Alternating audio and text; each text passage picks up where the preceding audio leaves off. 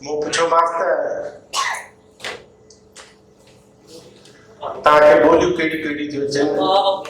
3 किताब लिखिया अथव, तर्जुमा कया अथव, जी सिंधी, उर्दू, अंग्रेजी, हिंदी, फारसी, देवनागरी ऐं अरबी।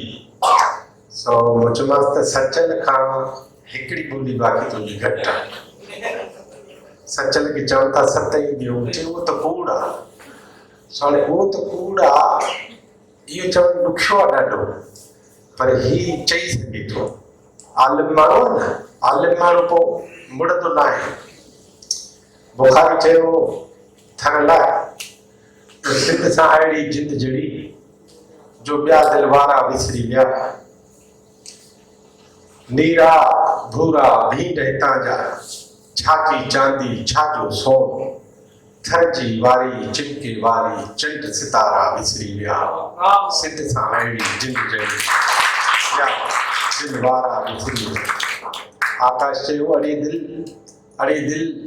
एॾी बि पागल, ॾिसी छो नथी लोग सारो अथई विख विख ते वढियल।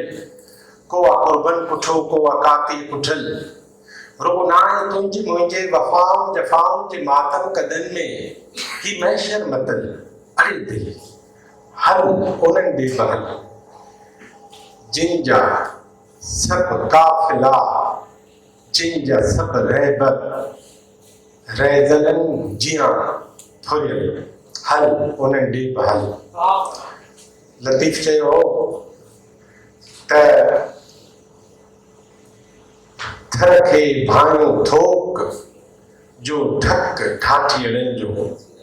अचो त अॼु जे मुसनिफ़ ऐं असांजे आलिम जनाब नूर अहमद झंझी साहब खे संदसि ख़्यालनि जे लाइ उनजो इस्तक़बाल कयो।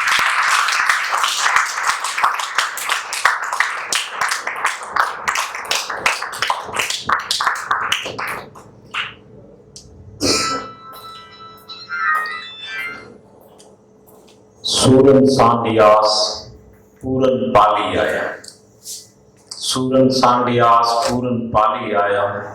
सुखन जे सैयद चए पुखे आऊं पयास, जेकर आऊं व्यास गुरी गुंदर वल। अलस्त बिरबकुम जॾहिं कन पियो कालू भला कलबसी, तॾहिं तित चयो तंहिं वेर कयो वचन वेड़ी सन्स। कंडा तूं केॾो जॾहिं भरियो ढोर वहे, कंडा तूं केॾो जॾहिं भरियो ढोर वहे। जसोदन जेॾो तोको गलियो पयड़, सचुक सुको ढोर कंदी अक फुलारिया, सचुक सुको ढोर कंदी अक फुलारिया। जुगन छॾियो जोर सर सुको सूंघी गया।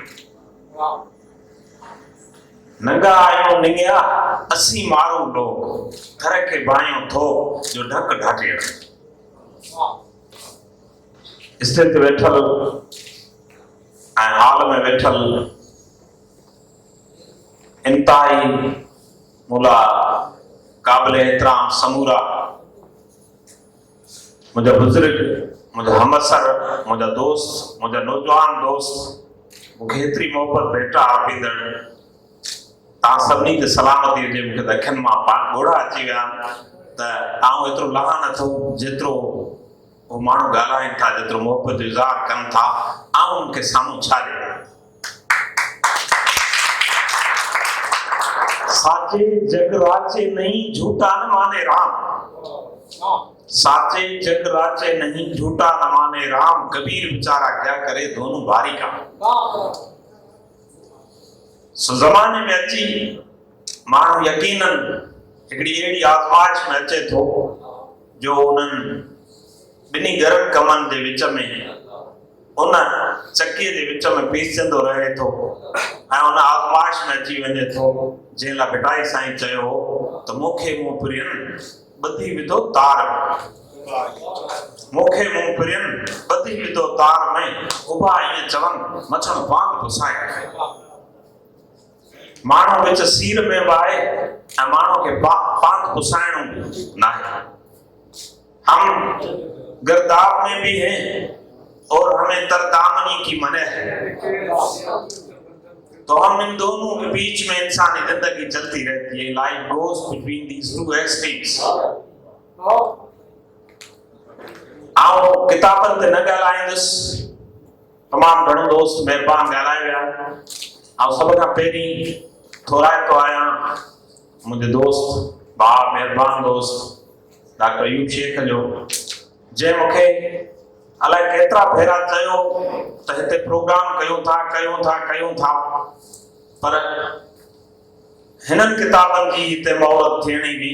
सो हिननि किताबनि जी महूरत करार आहे. डॉक्टर अयूब मूं ते मुंहिंजे किताबनि ते हिन लिखण जे कम ते तमामु घणो थोरो कयो आहे. आर्ट्स काउंसिल जो ऐं आर्ट्स काउंसिल जो सदर असांजे दोस्त अमन शाह जो तमामु घणो थोराइतो आहे.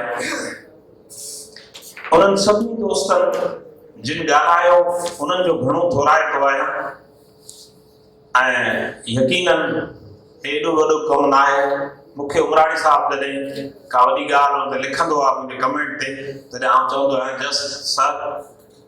Just I am a common man in the street and doing my labor of love for my country, for my people, for my motherland. So that is my whole contribution. Now उनजे बारे में पंहिंजे कम जे बारे में कुझु वधीक नथो ॻाल्हाइणु चाहियां. उन्हनि सभिनी माण्हुनि जो थोरो आहे जिन हिन किताबनि जे सिलसिले खे, ऐं सिर्फ़ु थोरो प्रोसेस ते तव्हां जा 2 मिंट वठंदुसि, जिन किताबनि जे हिन सिलसिले खे वरी रिवाइव कयो. ऐं उन रिवाइव करण में मूं काफ़ी किताब अॻु लिखिया. तंहिं किताब जो ज़िक्र असांजे साईं एजाज़ कुरैशी साहिबु कयो. उन किताब जी महूरत दहली में थी ऐं उहो किताब PhD हो थर जे ॻाइजंदड़ दास्ताननि ते डॉक्टर कृष्णी फुलवाणी जो लिखियलु आहे. ऐं उहो किताब हिंदी देवनागरी स्क्रिप्ट में लिखियलु हो. मूं हुनखे तर्जुमो कयो. मूंखे कंहिं चयो त को माण्हू ॻोल्हे ॾियो जेको हिंदी मां तर्जुमो करे. ऐं उहो मूं हुनखे चयो त साईं तर्जुमो त आउं पाण करे सघां थो, कि आउं करियां. त मूं तर्जुमो कयो, मूं छपायो. जॾहिं मूं छपायो तॾहिं हुननि चयो त हाणे महूरत असां हिन जी कयूं था. ऐं उते महूरत थी. ऐं महूरत में वेठल हिकिड़े वॾे आलम मूंखे चयो त साईं तव्हां मुस्लमान आहियो ऐं तव्हांखे हिंदी देवनागरी कीअं थी अचे? तॾहिं डॉक्टर मुरलीधर जेटले, तॾहिं मूं हुनखे चयो त डॉक्टर साहिबु जे मूंखे अंग्रेज़ी अचे थी त भला हिंदी मूंखे छो न ईंदी हूंदी, अरबी मूंखे छो न ईंदी हूंदी, फारसी मूंखे छो न ईंदी हूंदी. ॿोलियूं न हिंदू हूंदियूं आहिनि, न मुस्लमान हूंदियूं आहिनि, न ईसाई हूंदियूं आहिनि, न यहूदी हूंदियूं आहिनि. ॿोलियूं इंसान जे हुन अंदर जे फ़र्द जो, हुन शख़्स जो, उन अमुल जोहर जो इज़हार हूंदियूं आहिनि जेको जोहर हुन में नेचर रखियो आहे. जंहिं जोहर भिटाई खां इहो चवारायो हो त तंहिं वेर कयो वचन वेड़ी चइजे. ॿोलियूं हुन जोहर जो हिकिड़ो वाया मीडिया. तंहिंजे करे ॿोलियुनि खे इन तनाज़ुर खां मथे हटी करे ॾिसणु खपे. ऐं ईअं उहो किताब मूं लिखियो. उन किताब जूं समूरियूं कापियूं दोस्तनि खे मूं ॾिनियूं हुयूं, गिफ्ट कयूं. I am not writing for any type of profit. आउं नॉन प्रॉफिट क़िस्म जो हक़ीक़ी माना में आहियां. उन क़िस्म जो न त NGO वारा नॉन प्रॉफिट लिखाए जेको प्रॉफिट हासिल कंदा उन प्रॉफिट जा लखे हज़ारे माण्हू शायदि आहिनि. सिंध सॼी शायदि आहे, सॼो पाकिस्तान शायदि आहे.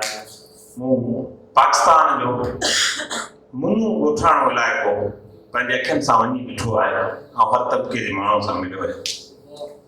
मूं बांग्लादेश जा मिस्किन माण्हू ॾिठा, दुनिया जे ॿियनि हिसनि जा, ॿियनि ख़ितनि जा. उते वञी मूं ॾिठो त आम माण्हुनि जी छा हालत आहे. ऐं उन हिन लिखण जे सिलसिले खे वरी दोस्तनि रिवाइव करायो. उन 2 माण्हुनि जो किरदारु आहे जा उनखे यादि कंदुसि. हिकु माण्हू असां में हिन वक़्तु न आहे, पंहिंजी मसरूफ़ियत जे करे शिकारपुर में आहे. ॿिन्ही जो तालुक़ु शिकारपुर सां. हिकिड़ो मुंहिंजो वेझो दोस्त मीर मंसूर हिते वेठो आहे ऐं ॿियो अकील अब्बास सोमरो. अकील अब्बास सोमरे मूंखे चयो त साईं किताब ॾियो, हफ़्ते में तव्हांखे 2 किताब मिलंदा. मूं चयो अकील मुंहिंजे दोस्तनि नासर सोमरे वारनि हिकिड़ी मूंसां बर्थडे मल्हाई ऐं उहा ईअं ई बर्थडे 20 दोस्त असीं वेठासीं हैदराबाद क्लब में. ऐं उन्हनि मूंखे सॾु कयो. मूंखे ख़बर बि न हुई. उते आया छो त उन्हनि चयो बर्थडे तव्हांजी था मल्हायूं. मूं उन्हनि खे चयो मुंहिंजी बर्थडे जी का बि अहमियत कान्हे. इहो ख़ुदा जो ॾींहुं आहे. If I am not producing anything that it is not worth to be celebrated. तंहिंजे करे अॼु खां पोइ अधु कबोत का शइ ॾिबी त पोइ मल्हाए। ऐं तॾहिं मूंखे मुंहिंजे दोस्त हकील अब्बास चयो त साईं तव्हां किताब ॾियो, हफ़्ते में तव्हांखे 2 किताब। ऐं हुन मूंखे 2 किताब हफ़्ते में ॾिना। मूं थर खे बायूं थियो ऐं साधु कावड़ कठनि जंहिंसां इहो सिलसिलो शुरू कयो। ऐं ईअं पोइ मूं हिकिड़ो वचन कयो मूंखे कुदरत उहा कुवत ॾे, उहा सघ ॾे, ऐं आउं किताब 2 लिखंदुसि हर बर्थडे ते, ऐं उहे सेलिब्रेट कंदुसि ऐं कंहिं सुठे हंध ते। हिन खां अॻु में उहे सभई हैदराबाद जी सुठी होटल इंडस में उन्हनि जी मोहबत कराई ऐं उते सुठा दोस्त आया, तमामु घणियूं सुठियूं ॻाल्हियूं ॿोलियूं थियूं। मूं सिर्फ़ु हिते ॻाल्हि न बीठी, पोइ मुंहिंजो उत्साह मूंखे मिलियो, तमामु घणो दोस्तनि पढ़ियो। तॾहिं मूं ॿियूं हिकिड़ी रवायत शुरू करण जी कोशिशि कई ऐं उन कंहिं हद ताईं कामयाबु हुयुसि। शेख हयात ज़िंदगीअ ते तमामु घणो लिखियो वियो, पर मुंहिंजी शाइरी जेका मैसेज आहे, जंहिंमें पैगाम आहे, उन पैगाम ते तमामु घटि लिखियो वियो। ऐं मूं कोशिशि कई त हुन ते हिकिड़ो किताब मुंहिंजी शाइरी ते लिखां ऐं 9 साल हुन सां सेलिब्रेट कयां। And I am celebrating that continuously since last 4 years। गुज़िरियल 4 सालनि खां वठी ऐं उहो सिलसिलो खयो अचां। हाणे ॿिया दोस्त बि लिखनि था ऐं इहो सिलसिलो हले थो। हुन खां सवाइ मुंहिंजे वाल साहिब जी वरसी आहे जून में, उन ते बि उनजे शाइरी जो को ॿियो किताब मुरतब कंदो आहियां, उन ते किताब मुरतब कंदो आहियां। सो एजाज़ साहिब साल में 2 न पर ईअं 4 किताब थी वञनि था। जेको कुझु असां पढ़ियो, ॾिठो, ॿुधो आहे, उहो असीं पंहिंजे ॿिए नस्ल ताईं मुंतक़िल करणु चाहियूं था। सो हिननि किताबनि लिखण जो सॼो सिलसिलो हुनखे जेकॾहिं ईअं सम्झे त फोकस हिन ॻाल्हि जो आहे त सभ खां पहिरीं इन में मालूमात सुठी हुजे ऐं नई निकोर। का बि अहिड़ी मालूमात न हुजे जंहिं मालूमात खे दोहरायो वियो हुजे, जंहिंजो वर्जाउ कयो हुजे। माण्हुनि असांजो ॾोह न कयो आहे जो वर्जायल मालूमात खे पढ़नि। सभ खां वधीक हक़ ऑडियंस जो आहे, जेको असांखे पढ़े थो, उनजो असांखे सभ खां वधीक हक़ आहे। माण्हू मथियनि ऐं वॾनि राइटर्स खे ॾिसी इहो कमु कंदा आहिनि, पर न, मूं ॾिठो माण्हुनि खे छा नई शइ वञणु खपे।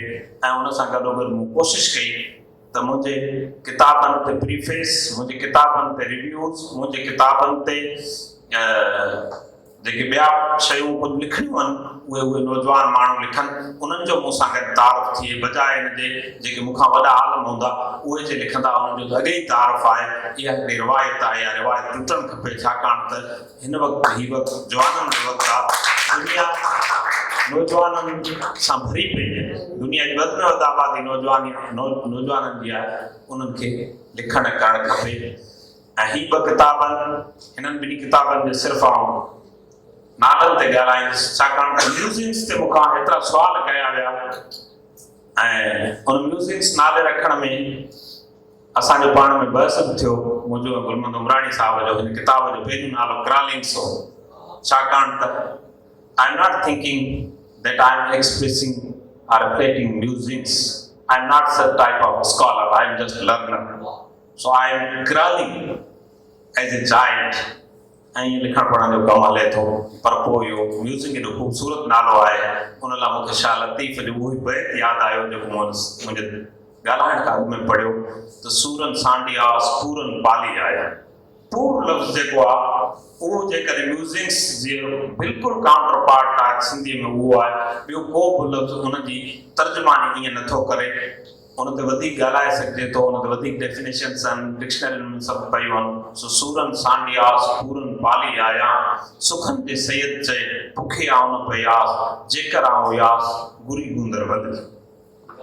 सो इन नमूने सां ॿियो किताब पोड़ो थिए न सिज,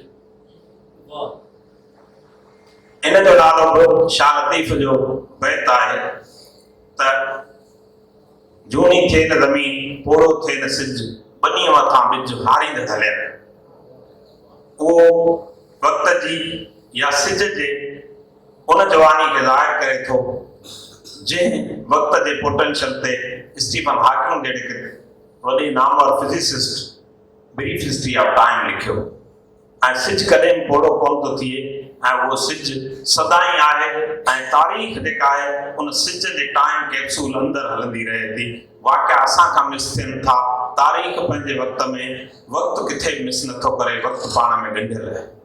सो ही 2 किताब, हिकिड़ी अहिड़ी नंढड़ी कोशिशि आहे जंहिंमें मुंहिंजूं लिखतूं उन्हनि खे तव्हां महज़ लिखतूं चई सघो था, उहो आम कमु आहे, उहे केॾा वॾा तहक़ीक़ी ऐं पुरमग़ज़ या मग़ज़ फाड़ मकाला वकाला न आहिनि, पर उन्हनि में मुख़्तसिर नई मालूमात ऐं ॿियो उन्हनि जी ज़ुबान सुठी हुअणु खपे।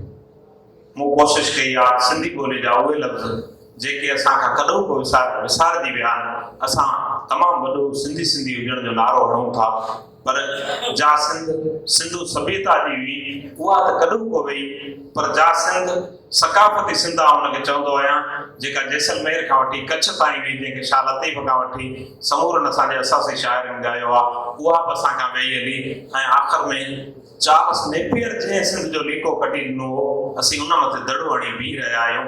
छा असां पंहिंजे इन विरसे खे विसारे त न छॾियो आहे या हुनखे अबंडन त न कयो? नौजवान नस्ल में इहा ॻाल्हि बिल्कुलु उभरणु खपे। हिन दुनिया में नेशन स्टेट हाणे ख़तमु थी चुकी आहे, घटिजी चुकी आहे, उनजो रोल न रहियो आहे। दुनिया में फिज़िकल बाउंड्रीज़ ख़तमु थियूं आहिनि, दुनिया वर्चुअल ॾांहुं हली वई आहे, त उते असांखे पंहिंजे सॼे सोशल कॉन्ट्रैक्ट खे नओं करिणो आहे, नए नमूने सां सोचणो आहे। उन में जीअं असांखे लतीफ़, शेख हयात, ॿिया असासी शाइर असांजी रहनुमाई कनि था, असांजी सकाफ़त असांजी रहनुमाई करे थी, तीअं शायदि को रहनुमाई कंदो हुजे। सो मुंहिंजूं लिखतूं, मुंहिंजो समूरो कमु पोरियो आहे माण्हुनि लाइ, ऐं उहो सभु मुंतक़िल करणु चाहियां थो जेको मूंखे जंहिंजी ॼाण आहे। मूंखे डॉक्टर अयूब सवेरी जी ॻाल्हि कई त तव्हां पंहिंजे फादर लाइ लिखियो आहे त उहो वॾो माण्हू हो, पर तव्हांजी तरबियत तव्हांजी मदद कई। त मूं हुनखे चयो त डॉक्टर साहिबु बाबा वॾो आलिम माण्हू हो, छाकाणि त मूं प्राइमरी में history of fall of the Roman empire खे ॾिठो पंहिंजे घर में। मूं एडवर्ड गिबन जो नालो प्राइमरी में ॿुधो ऐं मूं इन क़िस्म जा वॾा तारीख़दान उन्हनि जा किताब पियल ॾिठा। इहो एज़ाज़ आहे मूंखे त उन माण्हू सां मुंहिंजी सोबत थी जेको उस्मानिया यूनिवर्सिटी दखन में हिंदुस्तान जी उन वक़्त जी वॾे वॾी यूनिवर्सिटी उन्हनि में वेंदो हो, तारीख़ खे ॿुधंदो हो, पढ़ंदो हो, ॾिसंदो हो, ऐं उन ते हुनखे सॼी दुनिया जी जाग्राफी अज़बर यादि हुई, सॼी दुनिया जा लॉन्गिट्यूड लेटिट्यूड सभु हुनखे यादि हूंदा हुआ। पर मूं हिन फितरत सां, इल्म सां मोहबत करणु हुन पंहिंजे अणपढ़ियल माउ खां सिखी, जंहिं माउ जा माइट धनार हुआ, पवार हुआ, जिन वटि माल हो, पर हुन मूंखे उन मोहबत सां उहा पहिरीं ईगल कलम जंहिंजो जावेद जबार ज़िक्र कयो पियो पंहिंजे तक़रीर में, उहा वठी ॾिनी ऐं उहा ईगल कलम अॼु ताईं रवां दवा आहे। सो तव्हां सभु आया, ऐं कंहिंजी ॻाल्हि कयां, असां वटि ख़वातीन जी ॻाल्हि हली, थोरियूं ख़वातीन आयूं, थोरियूं तमामु घणियूं आहिनि। इहा ॻाल्हि ज़रूरी न आहे, कॾहिं कॾहिं तादाद जी ॻाल्हि ज़रूरी न हूंदी आहे, मयार जी ॻाल्हि हूंदी आहे। असां वटि सभिनी तबिक़नि मां माण्हू आहिनि, ऐं वरी बि सभिनी जो बिना नाले वठण ते तमामु घणो थोराइतो आहियां, जिन हिन सॼे कमकार में असांजो हथु वंडायो ऐं असांखे एॾी स्पेस मुहैया करे ॾिनी। उन में ही विजुअल डायरी जा दोस्त आहिनि, आर्ट्स काउंसिल जो सॼो स्टाफ आहे, जेके बि समूरा दोस्त आहिनि, उन्हनि सभिनी जी वॾी महिरबानी। तव्हां सभु हिन मोहबत साथ सां असां सां गॾु रहंदो त असांजो हीउ पूरे जो सफ़र labour of love will be continued. पर तव्हांखे किथे, तव्हांखे झको न आहे थियणो, तव्हां जॾहिं झका न थींदो त असां झका न थींदासीं, छाकाणि त बिटाई चयो आहे त जुसे लोड़ाऊ थिया जिनी भर रहनि, मारू मंझि थरनि, रही रहंदा केतिरो। हिन वक़्तु थर जी धरती उन कारोंदर जी कटाईअ खां वठी सॼी सिंध, पाकिस्तान, दुनिया गिलो, उन में एतिरा चैलेंजिस आहिनि, ऐं उन्हनि ते ॻाल्हाइणु नथो चाहियां, छाकाणि त हिते वक़्तु न आहे ऐं उहो फोरम न आहे। पर असां तव्हां सभिनी खे उन्हनि जो ख़्यालु रखिणो आहे। तव्हां सभिनी जी महिरबानी, तव्हां मूंखे ॿुधो ऐं वक़्तु ॾिनो।